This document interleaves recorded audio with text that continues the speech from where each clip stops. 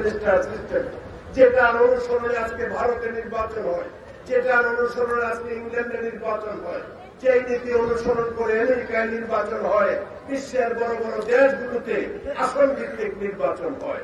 এখন এই ছোট ছোট দলগুলো মিলে বলতেছে যে আমরা পিআর পদ্ধতিতে নির্বাচন চাই। যত রকম ষড়যন্ত্র বা যত রকম ভাবে তোমরা ষড়যন্ত্র করো না কেন, পিআর পদ্ধতি বাংলাদেশের মানুষ চিনে না। পিআর পদ্ধতিতে এই দেশে নির্বাচন হবে না, এই দেশে আসন ভিত্তিক নির্বাচন হবে। এবং যেই নির্বাচনী বিধিমালা ইতিমধ্যে নির্বাচন কমিশন ঘোষণা করেছে, সেইভাবেই এই দেশে নির্বাচন হবে ইনশাআল্লাহ।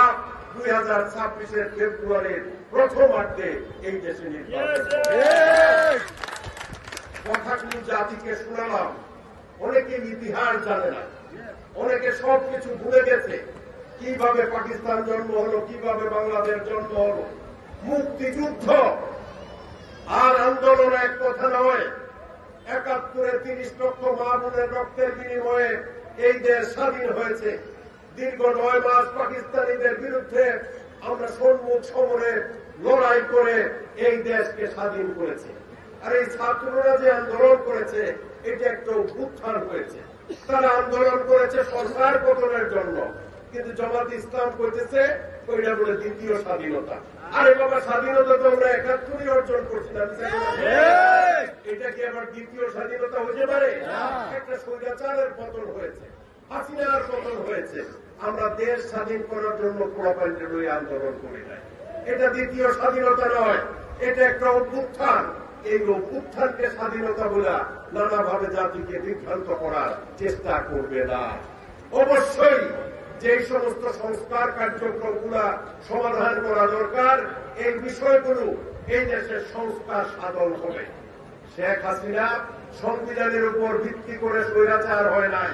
স্বৈরাচারী কর্মকাণ্ডের কারণে তার স্বৈরাচার হিসাবে সে আত্মপ্রকাশ করেছে। স্বৈরাচারী হওয়ার জন্য সংবিধান অনুসরণ করে স্বৈরাচার হতে হয় না।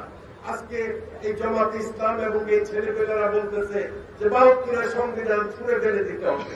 কেন শিলামালায় দিতে হবে? ১৭ বার সংবিধান সংশোধন হয়েছে, দরকার হলে ১০০ বার সংশোধন হবে।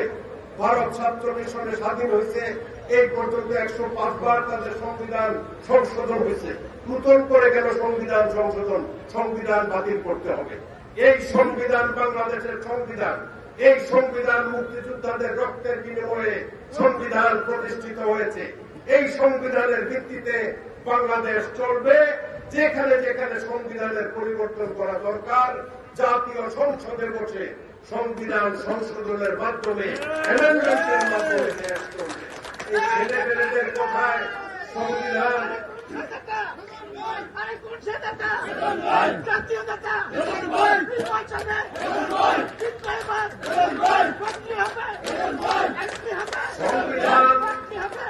সংবিধান একবারই রচিত হয়েছে বাংলাদেশে। মুক্তিযোদ্ধাদের রক্তের বিনিময়ে সংবিধান রচিত হয়েছে। এই সংবিধান বাতিল করে নতুন সংবিধান হবে না। এই সংবিধানের উপরে নির্বাচন হবে, এই সংবিধানের উপরে দেশ চলবে। এই সংবিধানের উপরে ভিত্তি করে অন্তর্বর্তীকালীন সরকার পরিচালনা করছে। এই রাষ্ট্রপতি চুটকুর কাছে শপথ নিয়ে এই সরকার গঠিত হয়েছে। আজকে এই সমস্ত ছেলেপেলেরা অবাস্তব সব দাবি দাওয়া নিয়ে নানাভাবে দেশকে কলঙ্কিত করার চেষ্টা করছে। লেখা জানে না, পড়া জানে না, বোধাই জমতা। আরে বাবা, সংবিধানের উপর ভিত্তি করে, আর্টিকেল 106 এর উপর ভিত্তি করে এই সরকার চলতেছে। এবং এই আর্টিকেল 106 এর উপরে ভিত্তি করে যদি কোথাও কোন সংবিধান বা কোন জিনিস পরিবর্তন করতে হয়, সরকার প্রধান, রাষ্ট্রপ্রধানের মাধ্যমে সেই সরকারের কাছে এই সকল দাবি দাওয়া জানাবে। প্রিয় ভাইয়েরা আমার, আপনারা জানেন যে আজকে আমরা কেন এই জায়গাতে একত্রিত হয়েছি জানেন না? সরকারে আছে তাদের সাথেই মিলে চলে। ৮৬-তে দেশনেত্রী বেগম খালেদা জিয়া, শেখ হাসিনা, জামাত ইসলাম সবাই বলেছিল যে যদি কেউ নির্বাচনে অংশগ্রহণ করে তারা জাতীয় বেঈমান। বেগম খালেদা জিয়া অংশগ্রহণ করেন নাই, কিন্তু শেখ হাসিনার সাথে মিলে সেই দিন জামাত ইসলামও এই হোসেন মোহাম্মদ এরশাদের সাথে ক্ষমতায় অধিষ্ঠিত করার জন্য এরশাদকে তারা নির্বাচন করেছিলেন। 91টি নির্বাচন হয়েছে। অবাধ, সুষ্ঠু, নিরপেক্ষ নির্বাচনের মাধ্যমে দেশ নেত্রী বেগম খালেদা জিয়া নির্বাচনে বিজয়ী হয়ে ক্ষমতায় বসেছেন। দেশ নেত্রী বেগম খালেদা জিয়া জাতিকে নেতৃত্ব দিয়েছেন বহুদলীয় গণতন্ত্র এবং পার্লামেন্ট মেম্বারদের হাতে ক্ষমতা দিয়ে পার্লামেন্টারি সিস্টেম অব গভর্নমেন্ট তিনি প্রবর্তন করেছেন। সেই 96তে যখন দেশনেত্রী বেগম খালেদা জিয়ার বিরুদ্ধে আওয়ামী লীগ আন্দোলন করেছে, সেই দিন জামাতে ইসলামও তাদের সাথে তাল মিলিয়ে দেশনেত্রী বেগম খালেদা জিয়ার বিরুদ্ধে আন্দোলন করেছে। তারা যা চেয়েছিল যে দেশে পার্লামেন্টারি সিস্টেম অব গভর্নমেন্ট হবে এবং নির্দলীয় নিরপেক্ষ তত্ত্বাবধায়ক সরকারের অধীনে নির্বাচন হবে, দেশনেত্রী বেগম খালেদা জিয়া তাদের সকল দাবি মেনে নিয়ে সেই দিন নির্দলীয় নিরপেক্ষ তত্ত্বাবধায়ক সরকার পদ্ধতিতে আইন পাস করেছিলেন।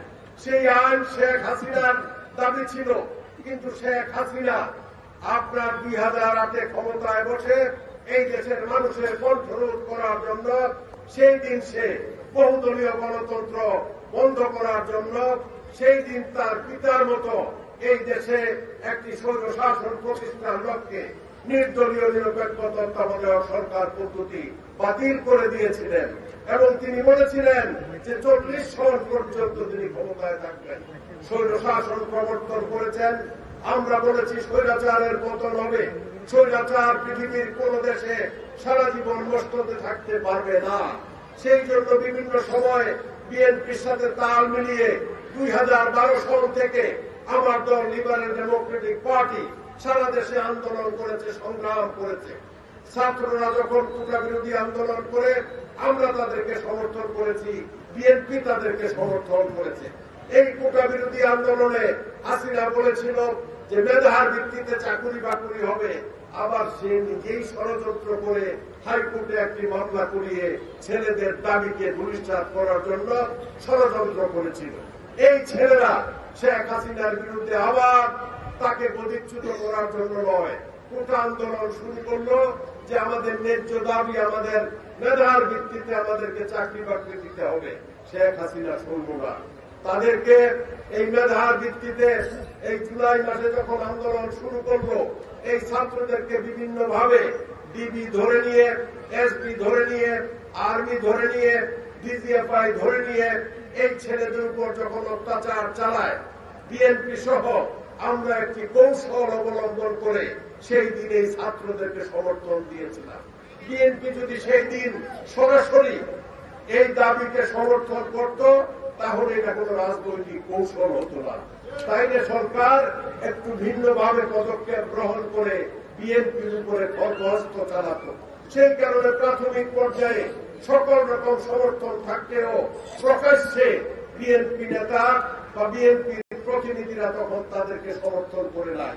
কিন্তু একটা পর্যায়ে এই ছাত্ররা, নাহিদ, আসিফরা যখন 16 তারিখে সরকারের সাথে আঘাত করার জন্য সকল দিক থেকে প্রস্তুতি নিয়েছে, তখন এই বিএনপি এবং আমাদের পক্ষ থেকে আমরা প্রাইভেট ইউনিভার্সিটির ছাত্রছাত্রী এবং বিএনপির পক্ষ থেকে সেই দিন দুর্বার গণ আন্দোলন গড়ে তোলার জন্য তাদেরকে সমর্থন দিয়ে আন্দোলন চালিয়ে যেতে বলেছিলাম।